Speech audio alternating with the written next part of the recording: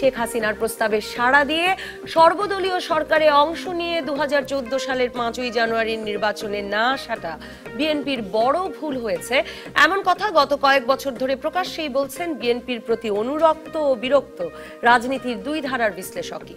কিন্তু এর আগে 1995-এ বিএনপি যখন তাদের অধীনেই নির্বাচন করতে বলেছিল, তখন সংকট নিরসনে কমনওয়েলথ মহাসচিবের প্রতিনিধি নিনিয়ানো কিন্তু আওয়ামী লীগ বিএনপিকে সমঝোতায় পৌঁছানোর জন্য খালেদা জিয়াকে প্রধানমন্ত্রী করে দুই দলের 5 জন করে সাংসদের সমন্বয়ে নির্বাচনকালীন সরকার গঠনের প্রস্তাবই দিয়েছিলেন।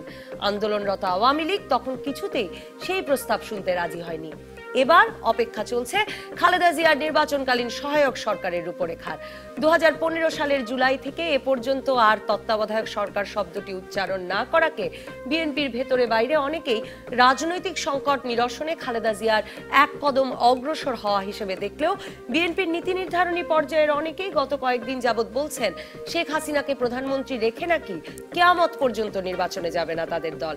2013 সালেও বিএনপি তাদের পাল্টা ফর্মুলায় 1996 আর 2001-এর উপদেষ্টাদের মধ্য থেকে 10 জনকে বেছে প্রয়োজনে তাদের মহিলা আসনের সদস্যদের মতো নির্বাচন করিয়ে এনে নির্বাচনকালীন সরকার গঠনের প্রস্তাব দিয়েছিল।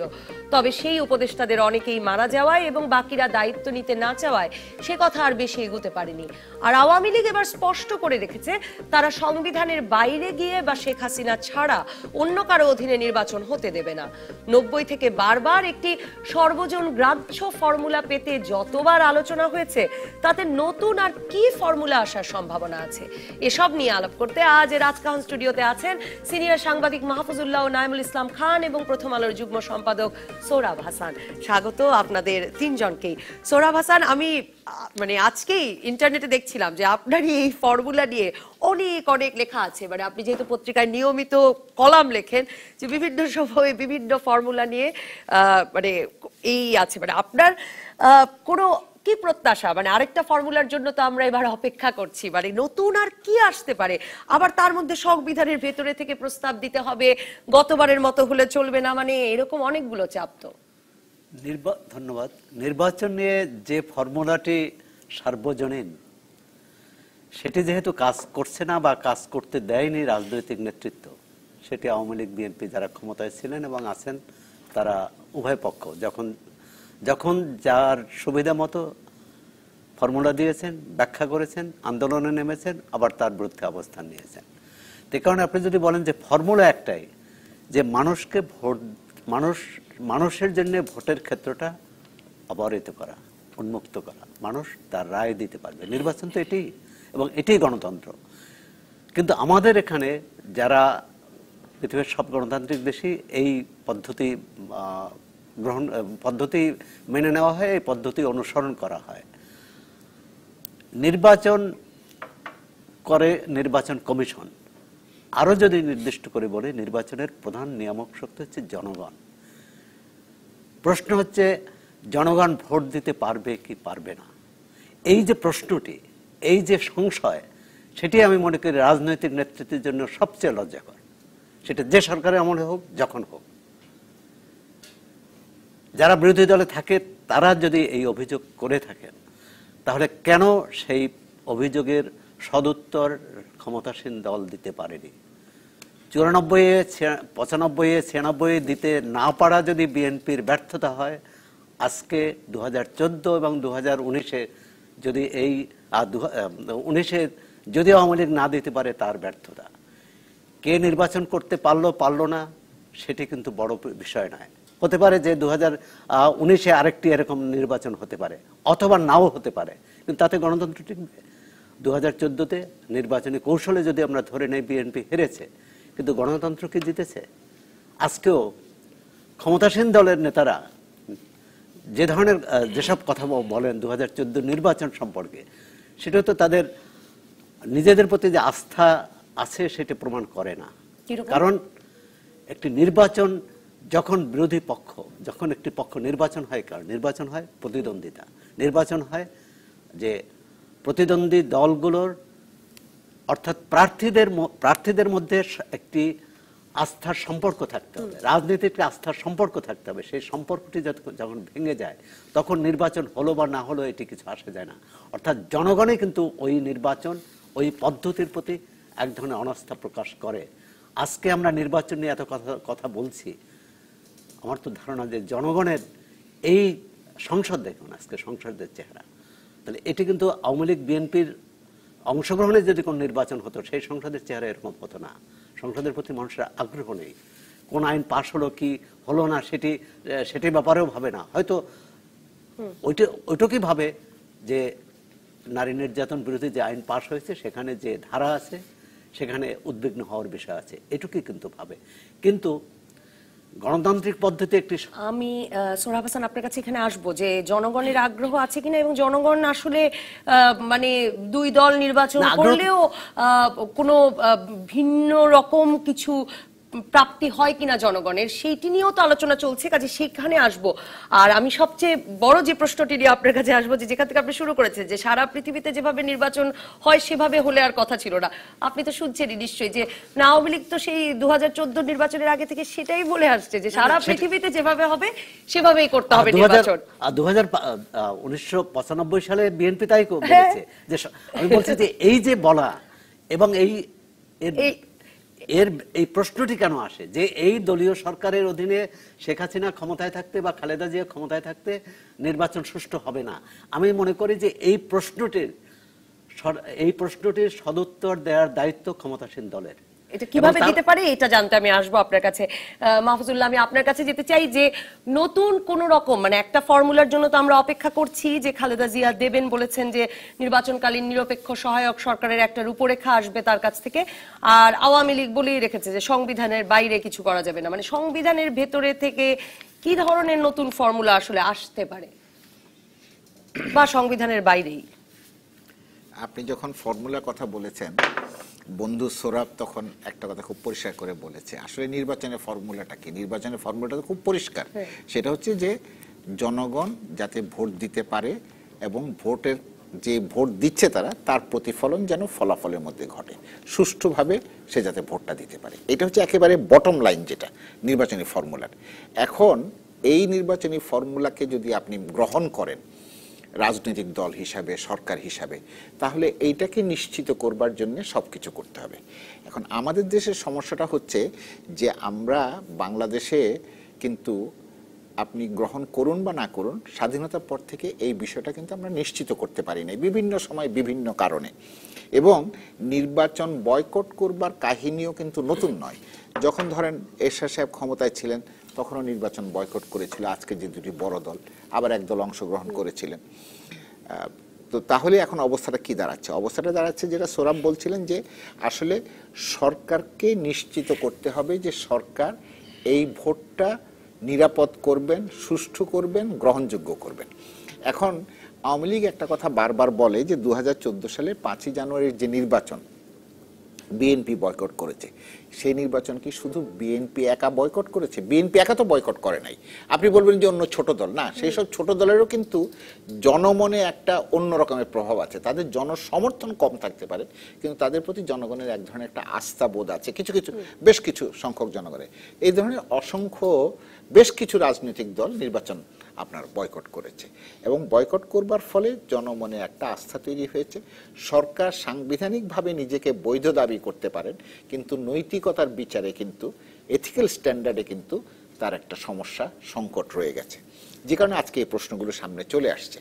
এখন আবার আরও অনেকগুলো বিষয় এখানে আছে, সেটা হচ্ছে যেমন ধরেন 2006 সালের নির্বাচনের সময় আপনার বিচারপতি কে এম হাসানকে নিয়ে যে প্রশ্ন উঠেছিল যে উনি এক সময় বিএনপির সঙ্গে জড়িত ছিলেন, তো তার অধীনে নির্বাচন করা যাবে না, বয়স বাড়ানোটা সেখানে যুক্তি হিসাবে সামনে নিয়ে আসা হয়েছিল। তো সেটা যদি না হয় তাহলে শেখ হাসিনার অধীনে নির্বাচন কেন হবে?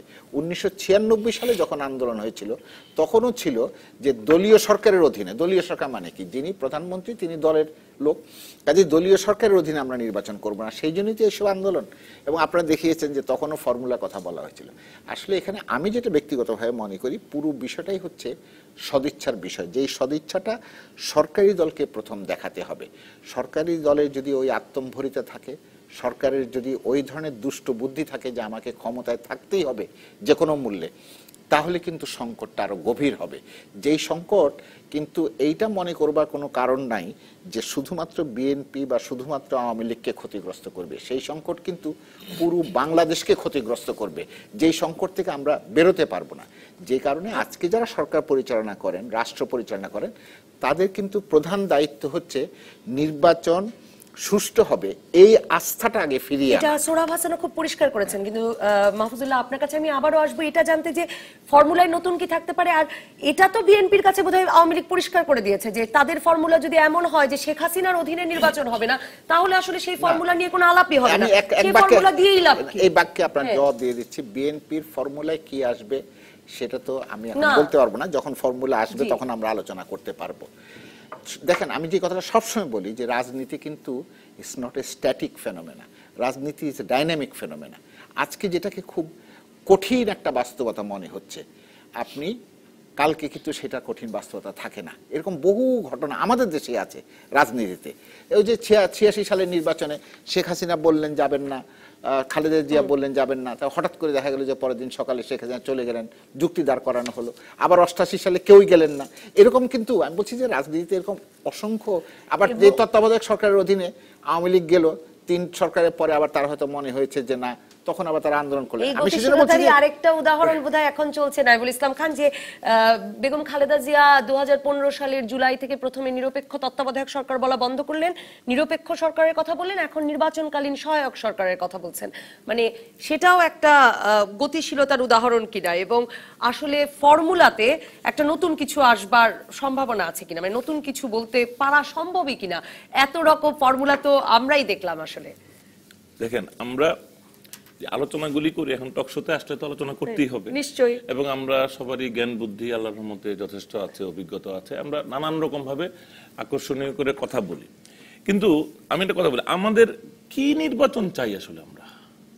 আমাদের কবে এরকম একটা নির্বাচন হয়েছিল যার উদাহরণ? একমাত্র আমার জ্ঞানত স্বাধীনতা উত্তর বাংলাদেশে বিএনপি এবং আওয়ামী লীগ দুটো প্রধান দল, প্রতিদ্বন্দ্বী দল আছে, এই রকম সিচুয়েশনে একটি মাত্র নির্বাচন হয়েছে যেটা নিয়ে মোটামুটি আমরা বলতে পারি ফেয়ার ইলেকশন। এটা 1991 এর ইলেকশন। এর আগে এবং পরে আমাকে যেটা বিস্মিত করে, আমি এটা গত কয়েক সপ্তাহ ধরে শুনছি যে সবাই খুব বলছেন আপনারা যে এই নির্বাচন, মানে আমাকে মাফ করবেন যে মানে আমি মানে যে এই নির্বাচনও ভালো ছিল না, ওই নির্বাচনও ভালো ছিল না, কিন্তু তাহলে সেই সময় নির্বাচনগুলোর পরে কেন আমরা এই কথাগুলো বললাম না যে মানে এখন 2001 এর নির্বাচন গ্রহণযোগ্য না? এখন না না, গ্রহণযোগ্য তখনও ছিল না, গ্রহণ করে নাই পরাজিত পার্টি তীব্রভাবে। না, পরাজিত পার্টি করে নাই, জেনারেলিও এটা নিয়ে অনেক বিতর্ক হয়েছে, নির্বাচনের ত্রুটি বিচ্যুতি নিয়ে তখন আলোচনা হয়েছে, কিন্তু যেটা হয়েছে মোটা দাগে এটা নিয়ে মানে কোনো অচল অবস্থা তৈরি হয় নাই, মানে যে মানে সরকার থাকবে না এই ধরনের কিছু হয় নাই। কিন্তু যেই তখন বিরোধী দলে ছিল তারা ইভেন ওই সরকারের শপথ গ্রহণ অনুষ্ঠানেও যায়নি, এইভাবে আমি বুঝি সেটা হয়েছে। তো 91 সালের ইলেকশনটা হওয়ার কারণ কি? কারণ হচ্ছে এটাও কিন্তু ফেয়ার ইলেকশন হয় নাই। আমি বলেছি এটা আওয়ামী লীগ বিএনপির কনটেক্সটে প্রতিদ্বন্দ্বিতাপূর্ণ ফেয়ার ইলেকশন হয়েছে। ওইখানে জাতীয় পার্টির প্রতি কিন্তু ভীষণ অবিচার করা হয়েছিল ওই সময়। সুতরাং আমি যদি সেটাকে ধরি ইউনিভার্সালি ফেয়ার ইলেকশন, তাহলে বাংলাদেশে কখনোই হয় নাই। সুতরাং এটার কোনো ফর্মুলা নাই, আমি এটাই বলতে চাচ্ছি। আসলে কোনো ফর্মুলা ছিলও না এবং ভবিষ্যতেও আসবে না। যেগুলি বলা হয় অযথা এগুলি কথা বলা হয়। এখন কি হবে ইলেকশন? মানে আপনি বলছেন যে কোন নির্বাচনেই বাংলাদেশে এখন পর্যন্ত যে মানে ভোটার গিয়ে নিরাপদে যাকে খুশি তাকে ভোট দিয়ে আসতে পারে নাই? না, এটা তো হলো যে একটা আলোচনা হয়েছে আমরা যে একটা দীর্ঘ সময় বললাম আমাদের নির্বাচনী কালচার দিনে দিনে উন্নত হচ্ছে, আমরা ক্রমাগতভাবে না হচ্ছে। আমাদের এখানে অনেক কিছু, আমাদের যে ন্যাশনাল আইডি কার্ড হয়েছে বিরাট উন্নতি। যদি কখনো একটা ভালো ইলেকশন করতে চাই, আমরা ন্যাশনাল আইডি কার্ডটা যদি ইউজ করি তাহলে কিন্তু এটা একটা মানে নিখুঁত ইলেকশনের জন্য একটা সহায়ক শক্তি। সুতরাং আমাদের অনেক ইমপ্রুভমেন্ট হয়েছে, অনেক কিছু হয়েছে যে চাইলে আমরা ভালো ইলেকশন করতে পারি। ভোটার তালিকা ধরেও নির্বাচন হওয়ার পরেও দেখা যাচ্ছে ভোট হয়ে গেছে, মানে ওই ভোটার তালিকার দিকে তাকানোই হচ্ছে না, তো ভোট তো হচ্ছে অন্যভাবে। আমি যেটা বলতে চাচ্ছি যে কি হবে তাহলে নেক্সট ইলেকশন, বা কেন গত ইলেকশনটা কি হয়েছে, কেন 86 নির্বাচনে আওয়ামী লীগ বয়কট করেছে, কিন্তু তারপরে বিএনপি কন্টিনিউ করে নাই। আওয়ামী লীগ গেছে আর 86 ইলেকশনে, তারপরে 96 এর ওই যে 98 যায়নি, 15 ফেব্রুয়ারি 15 ফেব্রুয়ারি নির্বাচনে নির্বাচনে আওয়ামী লীগ যায় নাই, কিন্তু না গিয়ে বিএনপি যে একটা নির্বাচনে বিজয় নিল, তারপরে তারা থাকতে পারলো কন্টিনিউ করতে পারে নাই। কেন পারে নাই, এগুলো তো আমাদের বিশ্লেষণ করতে হবে। এখনো তাই। 5 জানুয়ারি 2014 যে নির্বাচনটা হয়েছে, বিএনপির যদি সেই ফোর্স থাকতো যে তারা যেভাবে অচল করতে চেয়েছে তাদের স্ট্র্যাটেজি অনুযায়ী, সেটা যদি কন্টিনিউ করার সামর্থ্য থাকতো, তাহলে তো আওয়ামী লীগেরও পতন হতো, পতন হয়ে আর একটা নির্বাচন দিতে বাধ্য হতো। মানে এখানে জনগণের কোনো ভূমিকা না, নাই, জনগণেরই, কিন্তু এই জনগণকে মোবিলাইজ করে আন্দোলনটাকে সেই পর্যায়ে নেওয়ার সাংগঠনিক এবং ক্যারিজমাটিক সক্ষমতা থাকতে হবে তো দল এবং তার নেতৃত্বে। তো বিএনপি যতক্ষণ আওয়ামী লীগের ওপর একটা চাপ, মানে যে কোনো ভাবে এটা তাবিজ করে চাপ হতে পারে, এটা হিলারি ক্লিনটন দিয়ে চাপ হতে পারে, এটা আন্দোলন দিয়ে চাপ হতে পারে, জন আকাঙ্ক্ষা, ধরেন সহিংস আন্দোলনের দরকার হয় না। যদি বিএনপি যদি মানুষকে এরকম মোবিলাইজ করতে পারতো, যারা বিএনপিকে ভোট দেওয়ার, তারা ঘরের দরজার সামনে দাঁড়িয়ে বাইরে না গিয়েও প্রতিবাদ করবেন, এইরকম প্রতিবাদেও সরকারের টনক নড়ত। আমি মনে করি যে কোনো না কোনো ভাবে বিএনপিকে সরকারের উপর একটা চাপ সৃষ্টি করতে হবে। তারা চাপ অনুভব করলে তখন তারা কম্প্রোমাইজ করবে, ফর্মুলা না, তারা একটা কম্প্রোমাইজ করবে। এই কম্প্রোমাইজটাকে আমরা নাম দিব ফর্মুলা, আসলে এটা একটা কম্প্রোমাইজ। মানে নাইমুল ইসলাম খান, আমি একটা বিরতির পর আসলে বাকি দুজনকেও এই প্রসঙ্গ জিজ্ঞেস করবো, যে কারণ কত কিছুদিন ধরে আমি এই আলোচনাটা শুনছিও যে কোন নির্বাচনই সুষ্ঠু হয় নাই। মানে আমরা আমাদের পুরো 90-এর পর থেকে, মানে আমাদের বোধবুদ্ধির পুরো সময়টা যখন ধরে নিলাম যে বাংলাদেশে আসলে গণতান্ত্রিক ভাবে দল পরিবর্তন হচ্ছে, সরকার পরিবর্তন হচ্ছে, তখন আপনারা যদি এই আলোচনা শুরু করেন, তখন আসলে তাহলে কিভাবে 5 বছর মেয়াদ পর পর সরকার বদল হলো, মানে সেটাও তো জানতে হয় আসলে। সুষ্ঠুতার মাপকাঠিটা কি? সর্বজনগ্রাহ্যতা, সবাই মিলে যদি স্বীকার করে যে নির্বাচন মোটামুটি গ্রহণযোগ্য হয়েছে, তখন না আপনি বলবেন। এখন এরকম তো হয় নাই কোন নির্বাচন যে সবাই মিলে বলেছে যে ইট ওয়াজ ফাইন। আমি বলছি যে নির্বাচনে কি ফর্মুলা হবে, যেটাকে আমরা ফর্মুলা বলছি, এটা আসলে হচ্ছে পারস্পরিক খেলাধুলায়, কৌশলের খেলায় বা চাপের খেলায় যেটা অর্জিত হয়, যেখানে আপনি আমি হচ্ছে আপনি আমিকে মোবিলাইজ করেই তো এটা হবে। আওয়ামী লীগ কেন চাপ অনুভব করবে? যখন দেখবে যে বিএনপির পেছনে শক্তি আছে, দেশের ভিতরে জনগণের শক্তি, বাইরে আন্তর্জাতিক মহল থেকে শক্তি, আঞ্চলিক দিক থেকে শক্তি, নানান রকম শক্তির খেলা। রাজনীতি তো এরকম না যে আলাদা, শুধু আমার দেশের ভিতরের বিষয়টাই সব। একটা বিরতির পর সোহরাব হাসান মাহফুজুল্লাহ, আপনাদের কাছেও জানতে চাইবো যে কোন নির্বাচন, সুষ্ঠু নির্বাচন চাইছেন, মানে সুষ্ঠু নির্বাচন হয়েছে কিনা বাংলাদেশে আদৌ। দর্শক থাকুন রাজকাহনে। ফিরে এলাম রাজকাহনে। সোহরাব হাসান, আমি যেতে চাই নাইমুল ইসলাম খান, তার বক্তব্য শুরুই করেছিলেন যে আপনারা যখন বলছিলেন যে একটি মানে সুষ্ঠু নির্বাচনের প্রত্যাশা, সেগুলো বলছিলেন, তো নাইমুল ইসলাম খান উল্টো প্রশ্ন তুলেছেন আসলে, যে মানে সুষ্ঠু নির্বাচনটা কি ধরনের নির্বাচনের কথা বলছেন, বাংলাদেশে কবে হলো সেরকম নির্বাচন? নাইমুল ইসলাম খান যতটা হতাশা ব্যক্ত করেছেন, আমি ততটা হতাশা ব্যক্ত করতে চাই না, কারণ জানতে চেয়েছেন। আর প্রথমত তারপরেও 91, 96 দুটো নির্বাচন হয়েছে। আমি 12 জুনের নির্বাচনের কথা বলছি। 96, 2001 এবং 2008 এটি পরাজিত পক্ষ না মানলেও, সূক্ষ্ম এবং স্থূল কারচুপির কথা বললেও, দেশি বিদেশি পর্যবেক্ষক, গণমাধ্যম একে মোটামুটি সুষ্ঠু নির্বাচন হিসেবেই চিহ্নিত করেছে। এবং যে রাজনৈতিক দলগুলো পরাজিত পক্ষ মানেনি, তারাও কিন্তু শেষমেশ সংসদে গিয়েছে, অর্থাৎ সংসদীয় যে গণতন্ত্র, সংসদীয় যে রাজনীতি, তার অনুশীলন করেছে। কিন্তু প্রশ্নটি হচ্ছে করতে দেওয়া হয়নি। আমাদের দেশে সরকারি দল যেমন সবকিছু দখল করতে চায়, বিরোধী দলও নির্বাচনের পরদিন থেকে মানবো না বলে রাজপথ গরম করে। এখন নাইম যেটা বললেন যে তাহলে কি এই রাজপথে ফয়সালা হবে, যেটা হলো যে এই যে নিনিয়ান হোক বা পরে তারানকেও আসলো, অথবা দুই দলের মান্নান ভূঁইয়া এবং জলিল এর বৈঠক হলো, নিষ্ফল, আমরা সমাধান দেখলাম না, কোনো এসে আসতে পারলো না।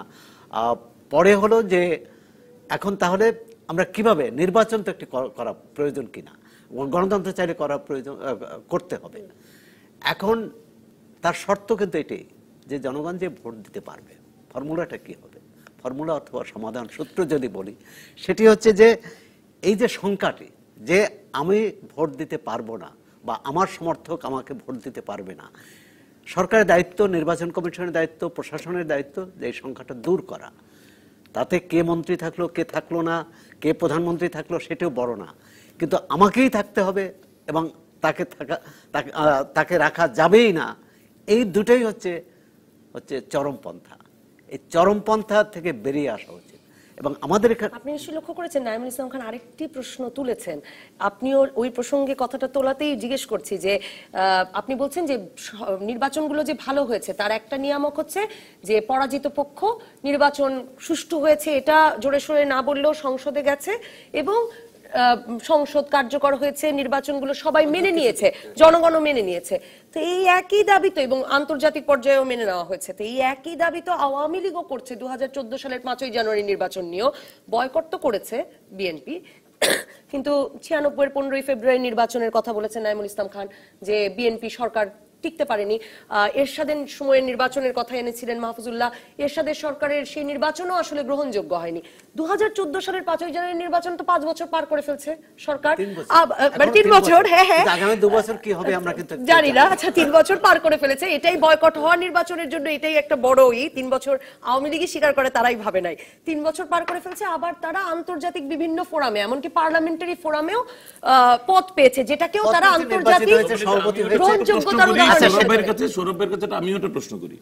ধরেন 5ই জানুয়ারি একটা পচা নির্বাচন হয়েছে, পচা নির্বাচনের পরের গভর্নেন্স আর আপনার ভাষায় যেগুলি সুষ্ঠু নির্বাচনের পরের গভর্নেন্সের মধ্যে কি পার্থক্য? মানে গণতন্ত্র বলতে শুধু নির্বাচনটাকে এত গুরুত্ব দিচ্ছে কেন? পরবর্তী গভর্নেন্স, 5ই জানুয়ারি পচা নির্বাচন, কিন্তু এখন পরবর্তী গভর্নেন্সের সাথে তুলনা করেন তো। কিন্তু নাঈমুল ইসলাম খান, আপনার কাছে বরং আমি ওই প্রশ্নটি আসবো যে হঠাৎ করে নির্বাচন এত গুরুত্বহীনই বা হয়ে গেল কেন? আচ্ছা নাঈম, গুরুত্বহীন বলি নাই। আচ্ছা নাঈম, আপনি এটা কিভাবে বললেন যে এর 10ম সংসদের আগের সংসদগুলোর সাথে এই সংসদের গভর্নেন্স মানে প্রশাসন, নির্বাহী বিভাগের কার্যক্রম না সংসদের কার্যক্রম? সংসদের কার্যক্রমকে তো আপনি গভর্নেন্সের একটা পার্ট বলতে পারেন, অংশ কিনা। সংসদ যদি রাষ্ট্র পরিচালনার অংশ হয়, আইনসভাকে যদি আমরা গণতন্ত্রের জন্য অপরিহার্য মনে করি, তাহলে অবশ্যই আপনাকে স্বীকার করতে হবে 5ম, 7ম, 8ম, 9ম সংসদ থেকে 10ম সংসদের পার্থক্য আছে। আজকে যে বিরোধী দল, সেই বিরোধী দল সরকারের অংশীদার, কিন্তু নবম সংসদে, 10ম সংসদে যারা সরকারের অংশীদার তারা বিরোধী দলে ছিলেন না। সুতরাং বিরোধী দলের একটা ভূমিকা থাকে। আমরা যদি পার্থক্য হচ্ছে সংসদের ভিতরে, তখন বিএনপি যদি বিরোধী দলে থাকতো আইন প্রণয়নে কি সমস্যা হতো? আচ্ছা আমি বলছি প্র্যাকটিক্যালি কি সমস্যা। আপনি শুধু যদি গ্রহণযোগ্যতার বিষয়টা উত্তর দিলে আমি মাহফুজুল্লাহর কাছে যাব। যেটা হচ্ছে যে যেমন এটি না, অন্যরা টিকতে পারেনি, অন্য বয়কট করা সংসদ। আচ্ছা, অনেক সময় বলা হয় যে এই সংসদ থেকে গেছে, এটাকেই গ্রহণযোগ্যতার মাপকাঠি নাঈমুল ইসলাম। এটার বাস্তবতা ভিত্তিক এবং তাত্ত্বিকভাবে দুটোই আছে। এরশাদের সময় তো মিছিল মিটিং করা যেত, আজকে যে করা যায় না এর অর্থ না যে এরশাদের চেয়ে এখন সরকার স্বৈরাচারী বেশি। হচ্ছে যে তখন সামরিক সরকার ছিল, তার জন্য মানুষকে রাস্তায় নামতে হতে। এই যে ফর্মুলা দেওয়া হচ্ছে, সমাধান সূত্র দেওয়া হচ্ছে, আলাপ আলোচনা করছে, এটি তো আমি মনে করি এটি গণতন্ত্র। যে তাহলে রাজপথে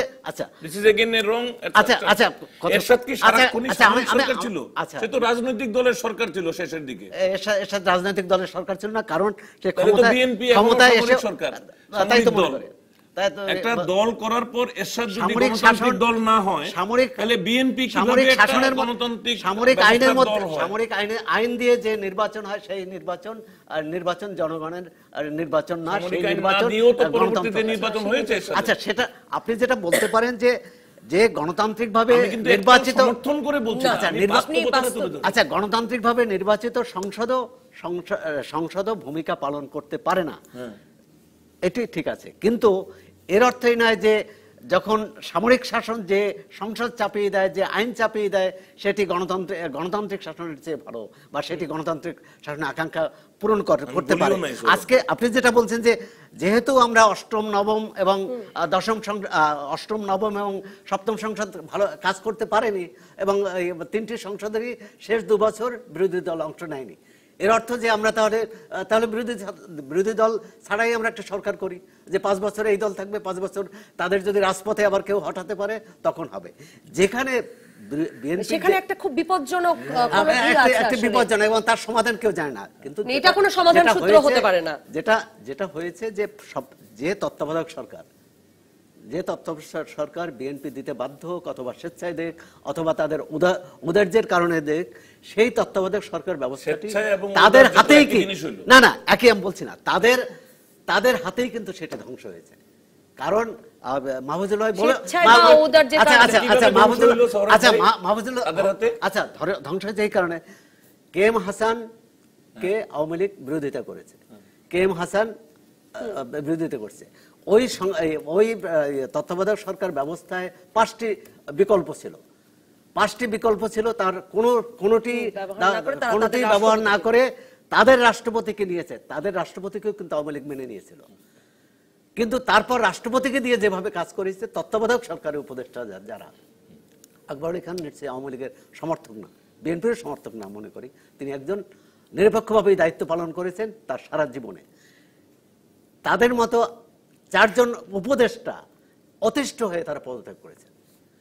এটি তো হচ্ছে তত্ত্বাবধায়ক সরকার ব্যবস্থাকে ধ্বংস করেছে। পরে আওয়ামী লীগ সুযোগ নিয়েছে। আমি মাহফুজুল্লাহ ভাইয়ের কাছে আমি একটা প্রশ্ন রাখি, না আমিও প্রশ্নই রাখছি, 2008 সালের ইলেকশনটা ফেয়ার হয়েছিল কিনা আমি মাহফুজুল্লাহ ভাইয়ের কাছে জানতে চাই। আমি মনে করি ফেয়ার হয় নাই। আমি একটু একটা প্রশ্ন করি মাহফুজুল্লাহ আপনার কাছে জানতে চাইবো যে আমি হঠাৎ করে, মানে ধরুন হঠাৎও হয়তো না, যে আপনি নিশ্চয়ই লক্ষ্য করেছেন যে প্রধানমন্ত্রী কদিন আগে বলেছেন যে 2001 সালের আর মার্কিন দূতাবাস মিলে বিএনপিকে ক্ষমতা এনেছে। 2008-এর নির্বাচনের প্রসঙ্গ আপনি এনেছেন নাইমুল ইসলাম খান। আপনার নিশ্চয়ই মনে আছে লন্ডনের পত্রিকা ইকোনমিস্ট তারা লিখেছিল যে 2008-এ ভারত সমর্থন দিয়ে এবং তারা এনেছে হচ্ছে আওয়ামী লীগকে। তো মানে হঠাৎ করে এগুলো আবার আলোচনায় আসছে যে বাংলাদেশের কোন নির্বাচন, মানে নাইমুল ইসলাম খান আমি দুঃখিত, আজকে যে কথাটি বললেন এই সুরটি আমরা একরকমের শুনতে পাচ্ছি আমার মনে হচ্ছে। আপনারও তাই মনে হয় কিনা যে কোন নির্বাচনই সুষ্ঠু হয়নি, নির্বাচনে কবে কোন ভালো নির্বাচন হয়েছে, মানে এই প্রশ্নটি কি এই জন্য বারবার আনা? নাইমুল ইসলাম খানকেও আমি এই প্রশ্নটি করেই রাখছি যে এই জন্য আনা যে আসলে ভালো নির্বাচন চাওয়ার প্রত্যাশা করাটাও আসলে আমাদের কোনো সুযোগ নাই, মানে এরকম একটা পরিস্থিতি সৃষ্টি করা কিনা? আমাদের মতো দেশগুলোতে আপনি নির্বাচনের কায়দা কানুন, নির্বাচন কেমন হয়েছে এটাকে যদি শুদ্ধচারী মন মানসিকতা দিয়ে বিচার করেন, তাহলে বাংলাদেশে কোনো নির্বাচন শুদ্ধ নির্বাচন হয় নাই। 70-এর নির্বাচনও যদি বলেন, সে তো দেখছি আমেরিকারটাও হয় না। না আমি আমেরিকা যাচ্ছি না তো ভাই, আমেরিকা তো গেলে অনেক কিছু যেতে হবে, আমেরিকা যাচ্ছি, আমি বাংলাদেশের কথা বলতেছি। এটা হচ্ছে এক। দ্বিতীয় হচ্ছে সাম্প্রতিক সময়ে আমরা আরেকটা জিনিস খুব জোরে সোরে শুনি আওয়ামী লীগের বন্ধুদের কণ্ঠে। তারা 1991 সালকেও, 1991 থেকে 96 পর্যন্ত সময়কেও পুরোপুরি অস্বীকার করেন। তারা বলেন 96 সাল থেকেই বাংলাদেশের নবযাত্রা শুরু হয়েছে গণতন্ত্রের, এটা ওইটা সমস্ত। এটা আওয়ামী লীগের বন্ধুরা বলেন, এটা অন্তত আর কেউ না হোক সোরাব স্বীকার করবেন, এই কথাটা খুব জোরে সোরে তারা বলেন টেলিভিশনে এবং অন্যান্য জায়গায়। এখন 91 সালের নির্বাচনের পরে প্রশ্ন তুলেছিলেন আওয়ামী লীগ সূক্ষ্ম কারচুপি হয়েছে। আপনার 2001 সালের নির্বাচনের সময় আওয়ামী লীগ তুলেছিল স্থূল কারচুপি হয়েছে। হ্যাঁ, 2096-ও বিএনপি স্থূল কারচুপি বলেছে এবং তারা নির্বাচনী ফলাফল নাকচ করেছিল। রাষ্ট্রদূতরা বিএনপি চেয়ারপারসনের সঙ্গে দেখা করে তাদের সেই অবস্থান কি করেছে 1996 সালে। না আপনি আমি একটু বলে 12 জুনের লেট মি ফিনিশ ভাই, তারপর আপনি কন্টেস্ট করেন। 1996 সালের জুনের নির্বাচনের পরে আপনি যে তথ্যটা দিলেন এই তথ্যটা সঠিক নয়। আপনি একটু পেছনে দিয়ে গেলে দেখবেন, কারণ এটা নিয়ে বেগম জিয়ার বাড়িতে অনেক বৈঠক হয়েছে। বেশ কিছু বৈঠকের পরে তিনি এটা মেনে নিয়েছেন। মেনে নেওয়ার পরে কোন 6 রাষ্ট্রদূত বৈঠক করেন নাই। আমি এটা with authority, with definite information আপনাকে চ্যালেঞ্জ করে গেলাম। চ্যালেঞ্জ করার দরকার নাই, আপনি আপনার কথা বলেন। না চ্যালেঞ্জ করে গেলাম, আপনি আমাকে প্রুফ করবেন। আমি সেটা গেলে অসুবিধা কি? না অসুবিধা গিয়েছে কিনা, দেখা করেছে কিনা, দেখা করেছেন কিনা, বাইরে কথা বলে রাষ্ট্রদূত দেখা করেছেন কিনা বলেন। আচ্ছা দেখা করেছেন কিনা? না দেখা করেছেন কিনা? আহা রাখেন না আপনি। অনেক আপনি তো চ্যালেঞ্জ করেন। দেখা করেছেন কিনা? Let me finish. আমাকে বলতে দেন না। আপনি চ্যালেঞ্জ করেছেন, আপনি দেখা করেছেন কিনা? আচ্ছা আপনি বলা শেষ হয়েছে? দেখা করেছেন কিনা? আপনি বলা শেষ হয়েছে কিনা? স্থূল কারচুপির কথা, হ্যাঁ জি, আপনি আমার বলতে দেন, তারপরে আপনি প্রশ্ন করেন, কোনো অসুবিধা নাই। তো এই জিনিসগুলি বাংলাদেশে ঘটেছে এবং ঘটার ফলে যেটা হয়েছে যে নির্বাচন সম্পর্কে পরস্পর যারা দুটি বড় পক্ষ, স্টেক হোল্ডার আপনার ক্ষমতার, তারা কেউ কাউকে বিশ্বাস করে নাই। এখন 1991 সালের নির্বাচনে তো অন্য কেউ পার্টি ছিল না। 1991 সালে ডিসাইডিং বা প্রিজাইডিং অথরিটি ছিলেন শাহাবুদ্দিন সাহেব, এবং শাহাবুদ্দিন সাহেবের কোনো পক্ষেই যাওয়ার কোনো রকমের কোনো কারণ ছিল না। পরবর্তী পর্যায়ে আপনি অভিযোগ করতে পারেন 96 সালে, 2001 সালে, 2006 সালে যে অন্যান্য, কিন্তু শাহাবুদ্দিন সাহেব এমন একজন মানুষ যিনি ওই সময় কারো পক্ষে সাইড নেন নাই। তারপরেও তাকে খানও বলছিলেন যে 91 এর নির্বাচনটাই তার কাছে সবচেয়ে সুষ্ঠু, যদিও জাতীয় পার্টির সাথে সুষ্ঠু ব্যবহার করা হয় নাই। সুষ্ঠু আমি বলছি যে তারপরেও তাকে সূক্ষ্ম কারচুপির অভিযোগ শুনতে হয়েছে। আবার এই শাহাবুদ্দিন সাহেবকে আওয়ামী লীগ যখন পরবর্তী পর্যায়ে প্রেসিডেন্ট বানিয়েছিল, তার বিদায়ের পরে কি ভাষায় গালিগালাজ করেছেন আজকের প্রধানমন্ত্রী, এইটাও আমাদের মনে আছে।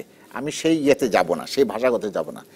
আর আওয়ামী লীগের একটা ধারণা হয়েছে যে আওয়ামী লীগ একতরফা নির্বাচন করে, কোনো রকমের নির্বাচন না করে, নির্বাচনে কারচুপি করে আওয়ামী লীগ ক্ষমতায় থাকতে পারবে। এটার কারণ হচ্ছে পৃথিবীতে এই ধরনের ইতিহাস অনেক আছে, খুব বেশি দূরে না, আফ্রিকাতেই আছে। রবার্ট মুগাবে বিরোধী দলকে পিটিয়ে মেরে সমস্ত কিছু করে আজকে প্রায় 30 বছরের বেশি উনি ক্ষমতায় আছেন। 93 বছর বয়সে সেদিনও দেখলাম তিনি বলছেন যে আমি আবারও ক্ষমতায় থাকবো। তো এরকম একটা স্বপ্ন আওয়ামী লীগের পক্ষে দেখাটা মানে অস্বাভাবিক কোনো বিষয় না আর কি। এখন এটা দেখে যেটা হয় সেটা হচ্ছে যে দেখেন বাংলাদেশ আর তারা যে মনে করেন যে জিম্বাবুয়ে তারা এটা ফলো করবেন, বাংলাদেশের মডেল, বাংলাদেশের রাজনীতি, বাংলাদেশের মানুষের মন মানসিকতা কিন্তু ভিন্ন জিনিস। এটা ল্যাটিন আমেরিকার মতোও না, সিকিমের মতো না। It's a big country in terms of population, it's a big country in terms of people's political aspirations এবং হ্যাঁ আপনি পারবেন না যে তা না, আপনি কিছুদিন পিটিএ সমস্ত কিছু করে নানান রকম ভাবে সেই জন্য কি মানে জনগণ মেনে নিয়েছে বলে 5 জানুয়ারির সংসদ রয়ে গেছে, এই কথাটি এত গলা ফুলিয়ে আওয়ামী লীগাররা বলতে পারেন? না, আওয়ামী লীগের শুনুন, এখানে হচ্ছে রাজনীতিতে রেটরিক বলে একটা কথা আছে। অনেক কথা আপনার রাজনীতিতে বলা হয় না, আপনি দেখেন, আমি দেখি, আমরা সবাই দেখি। আপনি কি মনে করেন যে সব কথা তারা মিন করার জন্য বলে? আমি সবসময় বলে আসছি যে রাজনীতিতে 3টা বক্তব্য থাকে যে কোনো রাজনৈতিক দলের বক্তব্যে। একটা হচ্ছে প্রতিপক্ষের জন্য, একটা হচ্ছে নিজের কর্মীদেরকে বা নিজের সমর্থকদেরকে উজ্জীবিত করার জন্য, আর মাঝখানে একটা অংশ থাকে যেটা হচ্ছে আসল মেসেজটা বক্তৃতার। তো এই যে ধরেন আমাদের বন্ধু ওবায়দুল কাদের সেদিন বলল যে পরাজিত হলেও আমরা মেনে নেব, আপনি কি বলতে চান এটা তার মনের কথা? এটা হচ্ছে একটা বাতাবরণ তৈরি করা, বাইরে বোঝানো যে না আমরা। খালেদা জিয়া বলেই রেখেছেন আসলে মতলব ভালো না আওয়ামী লীগের। একটা বিরতির পরে আমি আসবো। নাইমুল ইসলাম খান, দুঃখিত আপনার কাছে এই যেতেই পারলাম না, আমি আসবো আপনার কাছে। 2006 সালের 8 নির্বাচনের কথা বলেছিলেন নাইমুল ইসলাম খান। এই প্রশ্নটি তুলেছিলেন, আমাকে বিরতিতে যেতেই হবে। বিরতির পর এই প্রশ্নের উত্তর দিয়ে নাইমুল ইসলাম খানের কাছে যাব। দর্শক থাকুন রাজকাহনে। ফিরে এলাম রাজকাহনে। নাইমুল ইসলাম খান, আমাদেরকে শেষও করতে হবে, কাজে খুব সংক্ষেপে এই পর্বে যে আসলে এই নির্বাচনী কি মানে আমরা ফর্মুলা নিয়ে শুরু করার পর আপনি আলোচনাটা ওইদিকে নিয়ে গেলেন যে নির্বাচন সুষ্ঠুটাই বা কি, মানে তার মাপকাঠি কি, এই নিয়ে বেশি আলোচনায় আসলে নির্বাচন মানে শেষ পর্যন্ত মুগাবের পরিণতির দিকে বাংলাদেশ হাঁটছে কিনা? মাহফুজুল্লাহ প্রশ্ন করেছেন। মুগাবের দিকে বাংলাদেশ হয়তো যাবে না, কিন্তু আধা মুগাবে হলেও হইতে পারে। কিন্তু এগুলি তো আসলে আলোচনার বিষয় না। আমাদের কথা হচ্ছে, আমি কিন্তু এটা বলতে চাচ্ছি না যে আমরা একটা ভালো নির্বাচন চাই না। ভালো নির্বাচন চাইতে হবে, সুশাসন চাইতে হবে, কিন্তু এটা তো চাওয়ার ব্যাপার না, এটা তো টকশোর আলোচনায় হবে না। এটা একটা ভালো নির্বাচনের জন্য পূর্ব শর্ত হচ্ছে শক্তিশালী অন্তত 2টি পক্ষ। আমাদের ভাগ্যক্রমে সেটা আছে। কোনো একটা দল যদি কোনো কারণে কৌশলগত ভুল করে, এই মিস্টেকের জন্য, আত্মহননের মূলক সিদ্ধান্তের জন্য যদি তারা পিছিয়ে যায়, তাহলে তারা পিছানো থাকবে একচেটিয়া। এখন এটা কিন্তু শুধু আওয়ামী লীগ করছে তা না, আওয়ামী লীগ নিজে কিন্তু 21 বছর ক্ষমতার বাইরে ছিল। আচ্ছা, নির্বাচন ভালো হলো না, মানে একটা ছোট করে যদি এর উত্তর দাও যে নির্বাচন ভালো হলো না, তবু 5 বছর পর পর একবার বিএনপি আসে, একবার আওয়ামী লীগ আসে, এটা কি করে হলো তাহলে? এটা তো সুষ্ঠু নির্বাচন হয় নাই বলে। কারণ যখন আপনার ফলাফল নিশ্চিত, যে তত্ত্বাবধায়ক সরকার ব্যবস্থা একটা নিশ্চয়তা তৈরি হয়েছে 4টা ইলেকশনে, কি সব সময় বিরোধী দল ক্ষমতায় আসবে, মানে পরিবর্তন হবে। এর জন্য আমাদের সুশীল সমাজ, Prothom Alo, Daily Star, CPD, they were happy যে অ্যাটলিস্ট হাত বদল হচ্ছে তাতে নাকি ভালো হয়, কিন্তু এটা তো কোনো কথা হলো না, এটা তো ডেমোক্রেটিক। না, আমরাও তো ভেবেছি যে জনগণ আসলে মানে এক রকমের সাজা দিচ্ছে আমরা মনে করছি সরকারকে যে তারা সুশাসন দিতে পারছে না, কাজে বদল করে দেখাচ্ছে। 2001 সালে যে এত বিপ্লবী ফলাফল হলো, এটার কারণ আওয়ামী লীগের অনেক প্রার্থীকে তার এলাকায় অপদস্থ করে এমন ভয় ধরিয়ে দেওয়া হলো যে তার কর্মীরা আর কাজ করলো না, তাদের একজনও পোলিং ওই যে এজেন্ট থাকে তারা কেউ গেল না, ভোটগুলি পেল না, তারা অর্গানাইজ করতে পারলো না। 2008 সালের ইলেকশনেও কিন্তু বিএনপির এই অবস্থা ছিল। উই হ্যাভ টু আন্ডারস্ট্যান্ড, এগুলি পত্রিকার খবর, টেলিভিশনের খবর সবই সেখানে আছে। তো আমি বলছি, জি জি সৌরভ ভাই বলেন, প্রশ্নটা জবাব দিতে পারে? জি অবশ্যই, মানে একটু সেটা হচ্ছে যে আপনি যেটা বললেন, এই যে থাকতে না পারা, হ্যাঁ, নির্বাচনের দিন যে দল ক্ষমতায় ছিল সেই দল